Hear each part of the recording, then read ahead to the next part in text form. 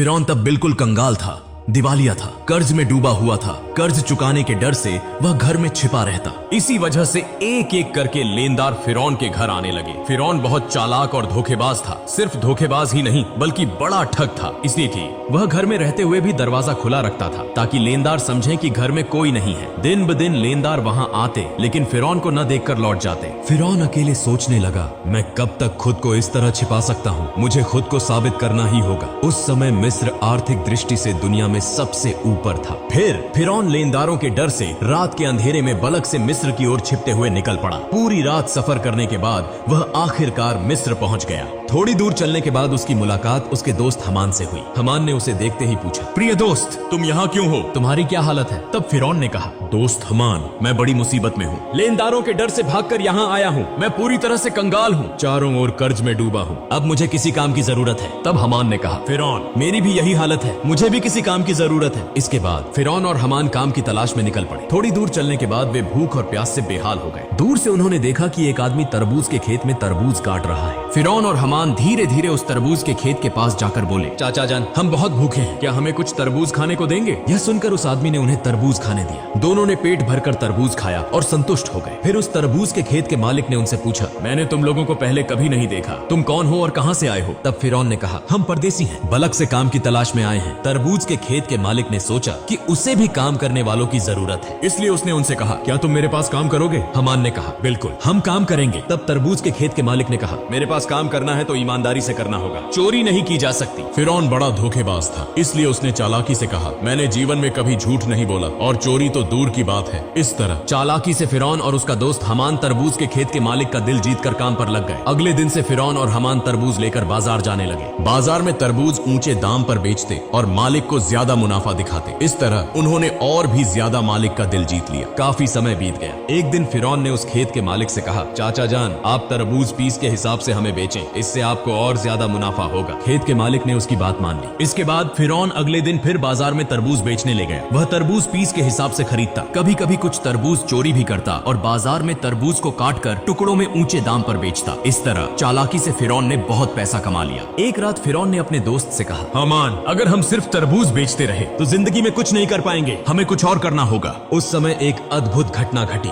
मिस्र के बादशाह ने अपनी सेना के माध्यम से देश में एक घोषणा जारी की। सैनिक विभिन्न स्थानों पर जाकर कहने लगे, यह सूचित किया जाता है कि मिस्र के कब्रिस्तान में एक चौकीदार की आवश्यकता है। यदि कोई व्यक्ति इस नौकरी को करना चाहता है तो वह तुरंत मिस्र के बादशाह के दरबार में संपर्क करे। यह कहकर सैनिक वहां से चले गए। इस बात को प्रत्यक्ष और परोक्ष रूप से सुनने के बाद फिरौन ने अपने दोस्त हमान से कहा, हमान, चलो हम राज दरबार में चलते हैं। हमान ने कहा, मुझे लगता है कि यह संभव नहीं होगा। तब फिरौन ने कहा, इस काम को हाथ से जाने नहीं देना चाहिए, चलो एक बार कोशिश करते हैं। इसके बाद फिरौन और हमान बिना देरी किए मिस्र के राज दरबार में पहुंचे। मिस्र के बादशाह ने उनसे पूछा, तुम लोग कौन हो और क्या चाहते हो? तब फिरौन ने हाथ जोड़कर निवेदन किया, मैं एक मुसाफिर हूँ, परदेश से आया हूँ, मैं बहुत ही जरूरतमंद हूँ। मैंने सुना है कि आप कब्रिस्तान के चौकीदार की नियुक्ति करेंगे, कृपया मुझे यह नौकरी दे दे, मैं जीवन भर आपका आभारी रहूंगा। मिस्र के बादशाह ने फिरौन को देखकर मन ही मन सोचा, उसका शरीर मजबूत है और चेहरा भी अच्छा है, लगता है वह इस काम को कर पाएगा। यह सोचकर बादशाह ने फिरौन को कब्रिस्तान के चौकीदार की नौकरी पर नियुक्त कर दिया। अगले दिन से फिरौन मिस्र के कब्रिस्तान में चौकीदारी का काम करने लगा। दिन रात वह कब्रिस्तान के गेट पर खड़ा रहता। पास ही एक छोटे से कमरे में उसका दोस्त हमान और वह दोनों साथ रहते थे।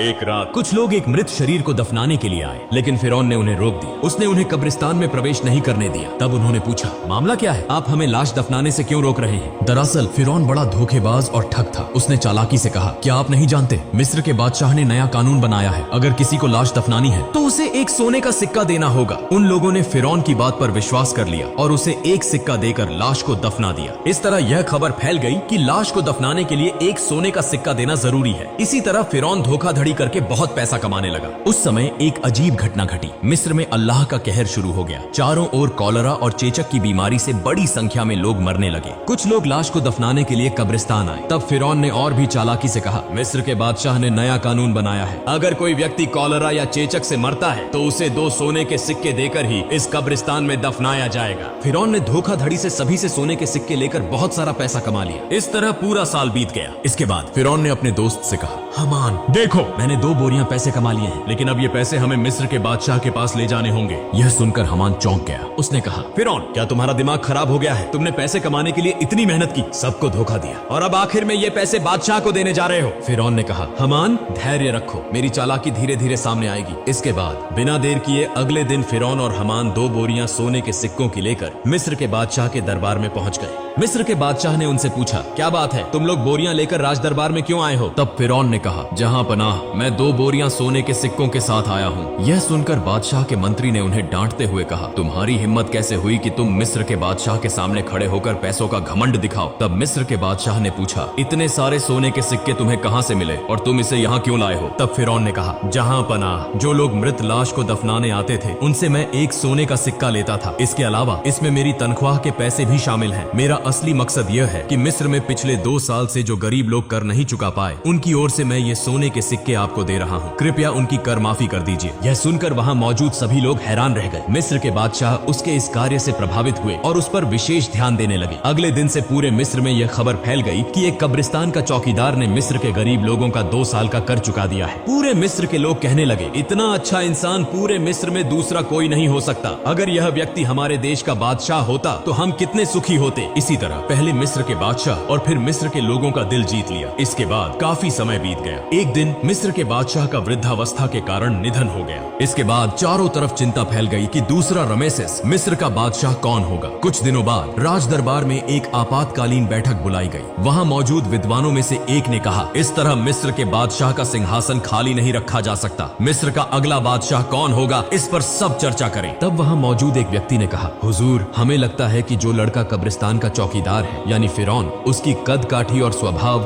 दोनों ही उपयुक्त हैं। वह बहुत अच्छा है और जनता का भी ख्याल रखता है। हमें लगता है कि उसे ही बादशाह बनाया जाना चाहिए। तब वह विद्वान व्यक्ति बोला, ठीक है, तो ऐसा ही हो। सबकी सहमति से फिरौन मिस्र का बादशाह बन गया। जो व्यक्ति एक दिन तरबूज बेचता था, जो कभी कब्रिस्तान का चौकीदार था, आज भाग्य के पलटने से वह पूरे मिस्र का बादशाह बन गए। असल में फिरौन कितना घटिया इंसान था, यह किसी को मालूम नहीं था। इधर फिरौन के मिस्र का बादशाह बनने के बाद उसने फिर से तरह तरह की चालाकी और धोखाधड़ी शुरू कर दी। उसने अपने दोस्त हमान को मंत्री बना दिया। एक दिन फिरौन राज दरबार में बैठा था। उसने अचानक घोषणा की, पिछले 1 साल में मिस्र के किसी भी व्यक्ति को कर चुकाने की जरूरत नहीं है। यह सभी कर फिरौन की ओर से माफ किए जाते हैं। यह खबर सुनकर मिस्र के गरीब लोग बहुत खुश हुए। बाद में जब वहाँ कोई और नहीं था तो हमान ने कहा, दोस्त फिरौन, अगर तुम इस तरह सारा कर माफ कर दोगे तो बादशाहत कैसे चलेगी? फिरौन ने कहा, हमान धैर्य रखो, इसके बाद मैं ऐसी चाल चलूंगा कि जीवन भर हम ही पूरे विश्व के बादशाह बने रहेंगे। ऐसी कोई ताकत नहीं होगी जो हमें हरा सके। इसके लिए योजना बनानी होगी। इस बात को कहकर वे दोनों एक एक करके चले गए। अगले दिन से पूरे मिस्र में फिरौन का नाम चर्चित होने लगा। इसी समय हमान ने फिरौन को बुलाकर कहा, मित्र फिरौन, अगर तुम जीवन भर बादशाह बने रहना चाहते हो तो तुम्हें कुछ काम अवश्य करने होंगे। तब फिरौन ने पूछा, वो काम क्या है? इसके बाद हमान ने एक एक करके सब कुछ बताया। फिर फिरौन ने राज दरबार में एक आपातकालीन बैठक का आयोजन किया। फिरौन ने कहा, आज से पूरे मिस्र में कोई शिक्षा व्यवस्था नहीं होगी। सभी पाठशालाएं बंद कर दी जाएंगी। फिरौन ने शाही फरमान जारी किया, मिस्र के किसी व्यक्ति को शिक्षा लेने और देने की अनुमति नहीं होगी। यदि कोई इस आदेश का उल्लंघन करता है तो उसे मौत की सजा दी जाएगी। पूरे मिस्र में जो लोग छोटे छोटे पत्थरों की मूर्तियां बनाकर पूजा करते थे, उन्हें आदेश दिया गया कि वे उन मूर्तियों को तोड़कर केवल फिरौन की मूर्ति की पूजा करें। इस प्रकार थोड़े ही समय में फिरौन के डर से लोगों ने पढ़ाई लिखाई बंद कर दी और पूरे मिस्र के लोग अल्लाह को भूलकर अज्ञानी और अंधविश्वासी बन गए। लोग पूरी तरह से जानवरों की तरह व्यवहार करने लगे। इसके बाद फिरौन अत्यधिक घमंडी हो गया। वह खुद को इतना बड़ा मानने लगा कि अहंकार से भरकर खुद को खुदा घोषित कर दिया। दिन ब दिन जनता पर कर की मात्रा बढ़ा दी। अन्याय और अत्याचार बढ़ने लगे। फिरौन ने पूरे मिस्र पर अकेले शासन करना शुरू कर दिया। ब्याज, रिश्वत, व्यभिचार और अनैतिकता की घटनाएं बढ़ने लगी। संक्षेप में फिरौन बनी इस्राएल के लोगों को अपमानित और अत्याचार करने लगा। सिर्फ आसिया को छोड़कर कोई भी फिरौन के अपमान और अत्याचार से बच नहीं पाता था, क्योंकि आसिया उस समय की सबसे सुंदर, गुणवान और धार्मिक महिला थी। इसीलिए कई साल बाद फिरौन ने आसिया को अपनी बीवी के रूप में स्वीकार किया। एक दिन आसिया अपने कक्ष में बैठी हुई थी। वह मन ही मन सोच रही थी, जिस तरह मेरे शौहर फिरौन देश की जनता पर अन्याय कर रहे हैं और खुद को खुदा कह रहे हैं, इससे वे न केवल अल्लाह के गुस्से के शिकार होंगे बल्कि पूरे देश को भी बर्बाद कर देंगे। उसी समय फिरौन उस कक्ष में प्रवेश करते हुए बोला, आसिया, तुम इतनी चिंतित क्यों दिख रही हो? तब आसिया ने कहा, प्रिय शौहर, आप यह तो जानते ही हैं कि यह धरती, चांद, सूरज, आसमान और जमीन सब कुछ महान अल्लाह ताला ने बनाया है। इसलिए चाहे इंसान कितनी भी शक्ति प्राप्त कर ले, वह एक छोटा सा कीट भी नहीं बना सकता। इंसान नश्वर है, एक दिन सबको इस दुनिया को छोड़कर जाना होगा। इसलिए आप खुद को खुदा कहना बंद करें और अल्लाह के रास्ते पर वापस लौट आएं। यह सुनते ही फिरौन बहुत गुस्से में आ गया और आसिया को डांटते हुए बोला, आसिया, अगर यह बात कोई और कहता तो मैं उसे मार डालता। जिस तरह सबने मुझे खुदा मान लिया है, तुम्हें भी मुझे खुदा मानना होगा, वरना तुम्हारा हाल भी उन्हीं की तरह होगा। यह कहकर फिरौन वहां से चला गया। उधर आसिया बहुत चिंतित हो गई। उनके पास कुछ भी करने का विकल्प नहीं था। उनकी आंखों से आंसू बहने लगे। इस तरह कई दिन बीत गए। फिर एक दिन फिरौन अपने कक्ष में आराम कर रहा था। आधी रात में उसने सपना